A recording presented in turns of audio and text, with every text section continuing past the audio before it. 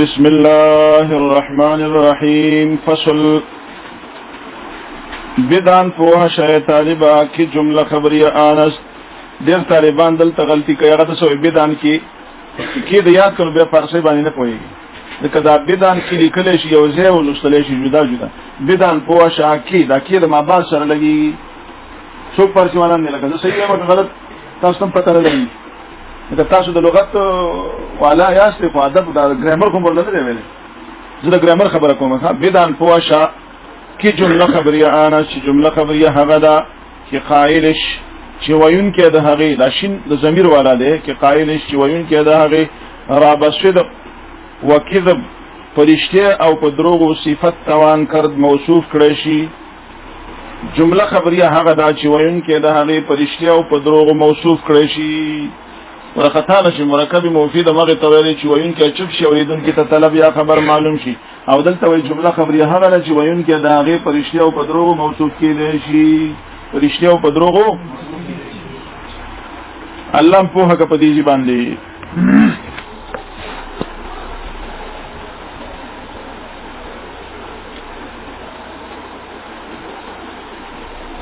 تاسو لږ سوچ وکړئ.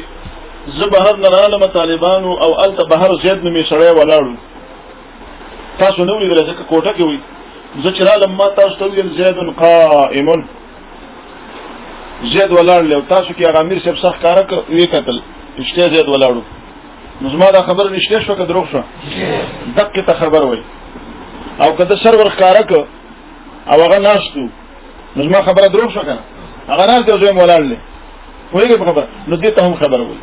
په جمله خبریه کې با احتمال وي د صدق او د کذب د رښتیا او د دروغ. فقط نظر د قیود خارجیونه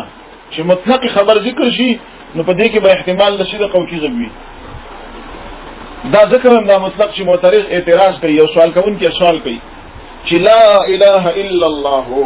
نشته معبود سوا د الله نه. دا کلمه توحید ده کنه ده او دا هم جمله خبریه ده. او تا اوس په جمله خبریه کې ویل چې احتمال د صدق او کذب دواړو لري او حالا کې لا اله الا الله صرف احتمال د صدق لري د کذب وایي که څوک د دروغ ولري خو سړی کافر کیږي. پوهیږئ په خبره. نو جواب موږ دا وکړو چې خبر دې ته وایي چې احتمال د صدق او کذب لري قطع لحاظ د قیود خارجیونه. قطع لحاظ د قیود د حسب بلا راته ویل کړي نه پوهیږم. جواب دا دی چې یو قید سره ونه لګي یو قید سره ونه لګي نو جمله خبریه کې احتمال د صدق او د کذب دواړو وي. دا کلمه توحید د خو چې کافر وي او په ځړ کې کفر وي او چې په خلی جبه خرج کوي نو دا مسلمان حسابي ځکه په خلی یو څو یو ځړ کې بل څه خبره پوه شئ. یا زه واستغفر لا اله الا الله کړ چې باریک خبره د کافر نشي سره. یو سره وي السماء تحتنا اسمان زمنګ لاندې ده. دا خو جمله خبریه ده ځکه اول جز مبتدا ده او دویمه خبر ده. جمله خبریه دې ته وایي چې احتمال د رښتیا او د دروغ ده لري. نو په السماء تحتنا کې احتمال د رښتیا شته. اسمان زمنګ لاندې ده دا صرف احتمال د دروغ لري. صرف احتمال.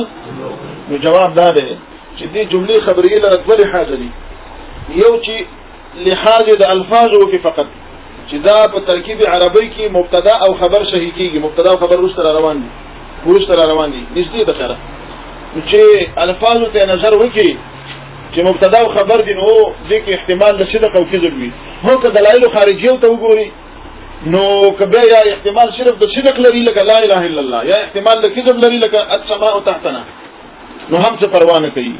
یعنی مطلب دا دی چې موږ کار د الفاظ سره دی. نحو بحث د چا نه کوي الفاظونه. په الفاظو کې چې یو شی جمله خبریه صحیح کېده بس دا کافي ده. نشره خبرې ډېریږي تاسو باندې څه چې دا وایي بدان فواشا کې جمله خبریه آنه چې جمله خبریه هغه ده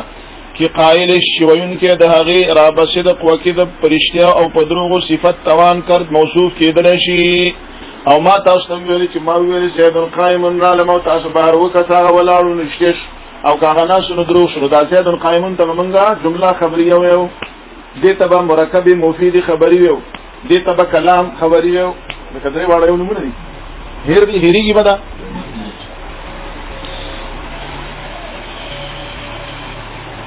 وس مصنف وان بردون وعس او دا جمله خبریه په دوه قسمه ده. جمله خبریه په څو قسمه ده. زه تاسو ته دلته تعریف لیکم په کتاب د ورسته پوهیږي کتاب کې لږ شانتي اولی باید تفصیل کړی دی ورسته راټول کړی دی تاسو ته مخکې لیکم د ورسته بیان کوم نو قلم کې چا سره راکړي جمله خبریه هغه ده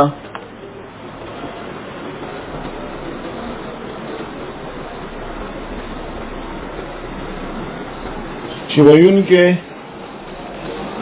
د هغې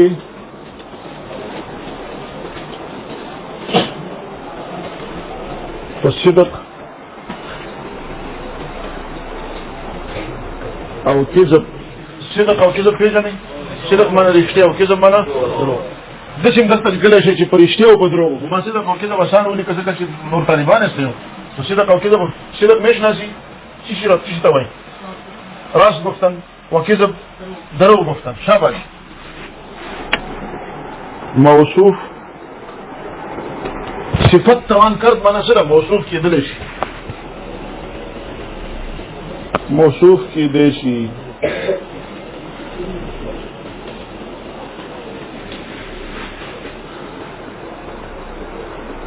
دا جمله خبریه په دوه خو پېژنئ که نه یو ته وایي چې نه یو وي او نه درې دوه څو ته وایي چې نه یو وي دا جمله خبریه په دوه قسمه ده دوه قسمه ده اول اسمیه خبریه اسمیه خبریه دا اوس هغه ځای چې کتاب والا لګران ویلی دی زه تاسو ته اسانوم اسمیه خبریه هغه ده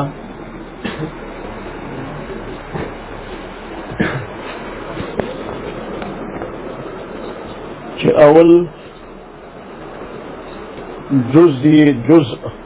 جز پیژنئ که نه اول جز یې اسم وي لکه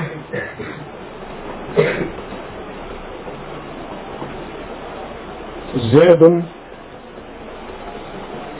انت عالم لك قائم به زید عالم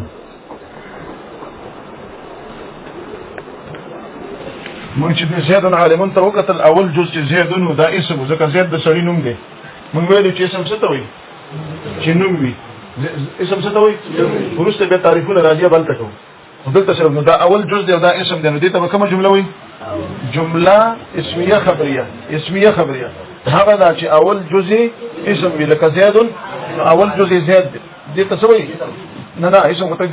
دې ټولې ته جمله اسمیه خبریه جمله اسمیه ورسره دا هم زده کوي د جملې اسمیه خبري اول جز ته مبتدا او بل نومي مسند الیه وای د جملې اسمیه خبري اول جز ته مبتدا وي او مسند الیه مبتدا او تذکر وي مبتدا معنا شروع کړی شوی او د دې جملې شروع په زیات راغلی کنه او مسند الیه چې دته نسبت شوی نو د عالمون نسبت زیات ته شوی دی ځکه ته مسند الیه څه معنا نسبت دته شوی نو د علم نسبت چاته شوی زیات ته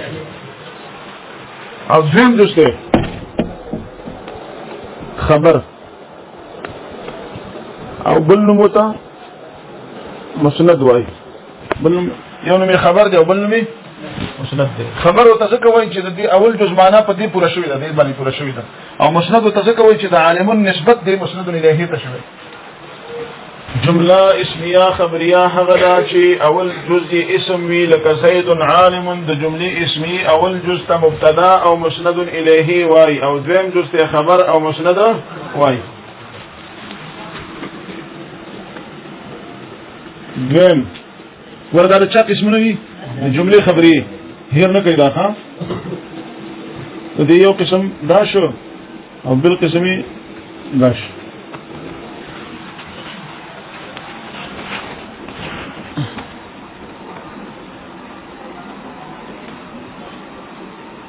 فعليه خبريه هذا ده چې اول جزء فعل وي څه وي فعل پیژنې کنه چې معنا پکې نه کولی صحیح ده شیء جزئی فعل وي قلم مشوي لك هوا والي درنا شيء جزئی فعل وي مثال ضربه جنن دی وګوره کتاب ته شهره مثلا ضرب زید ضرب دا اول جز دی او دا دیم ضربه کی معنا د وهلو کول شته کنه شته وهلو کول نو دی اول جز ته دی سوی نه فعل او دیم مسند د دی اول جز نومي یو فعل او بل د دیم جز یو نومي فاعل او دیم جزئی دیم نومي مسند الیه مسند ګوره که تاسو فکر کړئ په جمله اسمیه خبره کې اول جز مسند الیه په جمله فعلیه کې دیم جز مسند الیه البته دیم جز مسند دلته اول جز مسند دی اول جز ته فعل او مسند وای او دیم جز ته فاعل او مسند الیه وای په دې په پوه شئ دا تاسو د لیکلو د یادولو سبق دی کتاب کې ملانه دی ویل اول کتاب زده کړئ دا لیکل به وروسته وکړئ ګوره دا ترجمه راته کوم اوس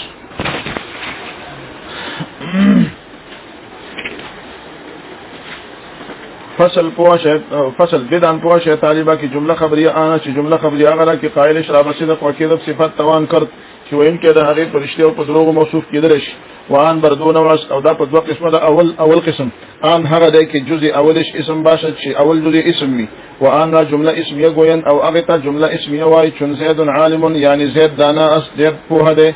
جزء اولش مسند الیه است جزء اول د زید عالمون چې زیدون د مسند الیه دی وان را مبتدا ګوین او دې ته مبتدا وای وجزء دوم مسند او دویم جزء مسند دی وان را خبر ګوین او دې ته سوی خبر وای دا اول قسم جمله اسمیه خبریه چې اول جزء اسم وی د جمله اسمیه خبریه اول جزء ته مسند الیه او مبتدا وای او دویم جزء خبر مسند وای دوم ان دویم قسم هغه کې جزء اولش فعل باشه چې اول جزء فعل وی وان جمله فعلیه ګوین او دې ته جمله فعلیه وای چې مثلا ضرب زید وهل وکړ زید بزد زید وهل وکړ جزء اولش مسند است اول جزء چې ضرب دا مسند دی وان فعل ګوین او دې مسند ته فعل وای وجزء دوم مسند الیه است او جزء دوم چې هغه زیدون دا مسند الیه دی وان را فاعل ګوین او دې مسند الیه ته بل نوم سوی فاعل وای بس ها نه دا په یاد دا کتاب فیس دکې په یاد دال دکې دا کتاب کې لګ ګران دی خور ور ذکر کړی دا ما تاسو لن ذکر کړ نن سبق کې دا خبره زده کوي بس تاسو ویلي چې مرکب مفید ته جمله او کلام او جمله په دوه قسمه خبریه انشائیه خبریه هغه دا چې وین کې دا غي پرشته او په دروغ موصوف کېږي شي دا په دوه قسمه ده اسمیه خبریه فعلیه خبریه اسمیه خبریه هغه دا چې اول جزء اسم وي د جمله اسمیه خبریه اول جزء مبتدا مثلا له او یو دویم جزء خبر او مسند وي دویم جمله فعلیه خبریه هغه چې اول جزء فعل وي د جمله فعلیه خبریه اول جزء فعل او مسند وي او دویم جزء فاعل او مسند الیه وي بس